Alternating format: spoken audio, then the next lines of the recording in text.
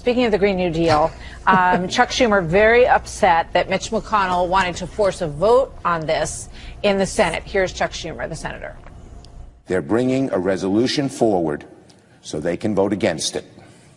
This cheap, cynical ploy evidently represents the sum total of Senate Republicans' leadership on the vital issue of climate change, an issue that cries out for serious engagement by members of both parties. But rather than seriously engage on the issue, our Republican colleagues are taking a page from President Trump's petty playbook, trying to make this a game of political gotcha. Jennifer, why not vote on it? Senator Schumer is right. This is a craven political tactic by the majority leader, but we've come to expect that from Mitch McConnell ever since Merrick Garland. But I was told by a Republican assemblyman in New Jersey that he used to ask the speaker why they didn't put up some of the Democratic measures just to shoot them down and show the populace how wrong they were. And the speaker told him that if they did that, that the laws just might pass. And I think that that's what might happen here. It's a very, very bold piece of legislation that absolutely has issues. I think instead of shaming critics of climate change, we should be taking this opportunity to educate everybody so that they understand what's in the deal. But you've got a lot of conservationists who are behind this efforts too. Yes, it's a moonshot. Yes, there are pieces of this legislation that absolutely will not pass and cannot be accomplished in 10 years. But that doesn't mean that we shouldn't try to come together at the table and make this a workable bill. I have 10 seconds, Mark. Just quick response, please. Yeah, I worked in the Senate for 7 years, and I never heard a senator complain about his bill being brought up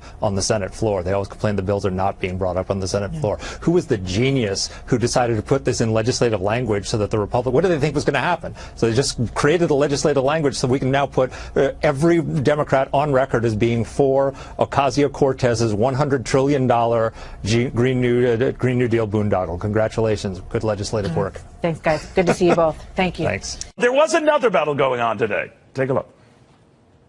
Will you definitively veto that resolution that was introduced today that would block your national emergency if it passes? On the wall? Yes. Will I veto it? 100%. Well, House Democrats are still planning to introduce a resolution aimed at overturning the president's emergency declaration to build that wall. We've got Florida Republican Senator Rick Scott joining us. Senator, thank you for coming. The president says he would stop that any way he could, but Democrats are still intent, and at least 8 states and their attorneys general are looking to do just that. What do you make of all this? Well, first off, I don't think it's the president's first choice was to use his emergency power, but his job is to keep us safe. The Democrats, you know, I've been in D.C. for a little less than 2 months. The Democrats will say, "Oh, we want border security." They just won't fund it. They say we want to take care of the DACA kids. They just won't do it. So the president doesn't have a choice. We have to secure our border. I was down at the border a little over a week ago meeting with border security. They said we need more people. We need newer technology. Their technology is very old. And we need some barriers to direct people where they should be coming in so we can make sure we have legal immigration and don't have illegal immigration. So I think the president's in a tough position, but I believe he ought to be using his emergency power to keep us safe. All right. If I could switch gears a little bit, North Carolina is looking at a do-over on that congressional election, the only one that wasn't decided, as you know. And Mark Harris has already said, yeah, go ahead, call for a new election. It's all over absentee ballots, miscounts, a lot of that. Are you worried for Republicans that this is either attempt as a teapot or just an isolated incident and move on? Well, I think, look, if you want to win elections, you have to have a message and you have to work your tail off to give people a reason to vote for you. So, we have to make sure elections are honest, ethical, fair, and we don't want any fraud in them, as we've tried to do, make sure we did in Florida, make sure that they were free and fair. So I think this is just one example of an election that didn't seem to work out right. So it appears they're doing the right thing. All right, so this idea that they're going to be more scrutinizing of absentee ballots in the future might not apply here in this special election, whatever it is. Is it something that both parties should pay more attention to? This was, again, the president, a lot of North Carolina officials are saying in this district, isolated. The sacred right to vote, that it should never be diluted by somebody doing something wrong. We've got to be very careful, especially when we have mail-in ballots, that there's no fraud involved. So I think we have to be very careful with mail-in ballots and these absentee ballots. Okay. Let me step back, and we were talking about the markets at the start of the show and the economy, optimism on the trade front and everything else.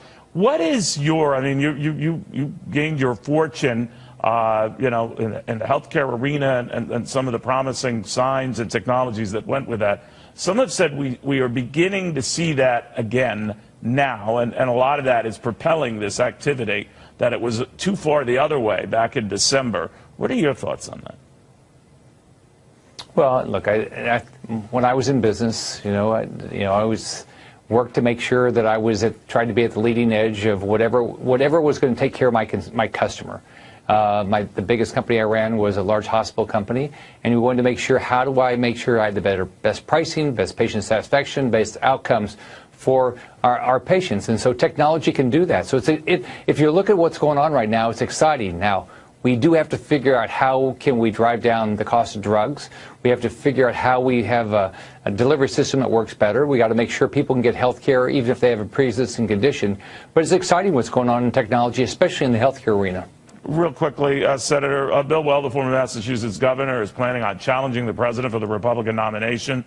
Others could follow, maybe not a lot of others, but what do you think of that? Well, look, I think the president has worked his tail off to try to make it better. He's living up to his campaign promises. Look at what's happened to our economy. I always tell him he's doing what we did in Florida. He's cut taxes, reduced regulation, and jobs have come back. We added 1.7 million jobs. They've added millions of jobs since President Trump was elected. So that's the number one thing. And number two is we got to make sure people are safe. He's trying his best to do that. We're building up the military again. He's working on border security. I think it'll be very difficult to beat him in a primary. All right. We'll watch it closely. Senator Scott, it's always a pleasure. Nice seeing you, Neil. Behind me is the door that police say Jussie Smollett used to get inside into his apartment building on the night of that alleged attack. And now we're learning this evening that Jussie Smollett was convicted of a DUI and lying to police in 2007, according to court documents obtained by Fox News. This arrest was confirmed by an LA County clerk who tells us that the birth date that we have for 36-year-old Jussie Smollett matches the birth date of the Jussie Smollett that was arrested for this DUI and giving false information to police. We reached out to Smollett's legal team, who did not deny this arrest. We have not been able yet to pinpoint exactly what Smollett lied to police about, but it's related to a vehicular charge. Smollett was sentenced to 36 months of probation. Also new tonight, Chicago police tell Fox News that the two brothers that CBS reports confessed to carrying out the hoax with met with prosecutors and detectives late this afternoon. Tonight, Chicago police are still waiting for Smollett to respond to their very important request for a follow-up interview. Police tell us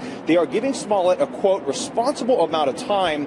What happens next depends on Smollett's actions. Police can present this case to prosecutors or a grand jury seeking an arrest warrant, and tonight we're learning police appear to be doing just that. Smollett, who was very cooperative with police before this whole story dramatically altered, is apparently no longer responding phone calls to police requesting more information. Tonight, police are no longer insisting Smollett is the victim. They're now referring to him as the person who filed the police report.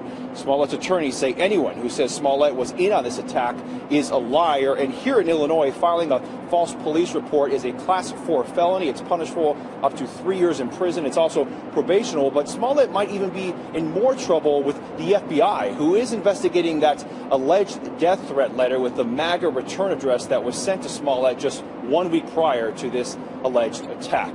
Tucker. Matt Finn for us in Chicago. Thanks, Matt.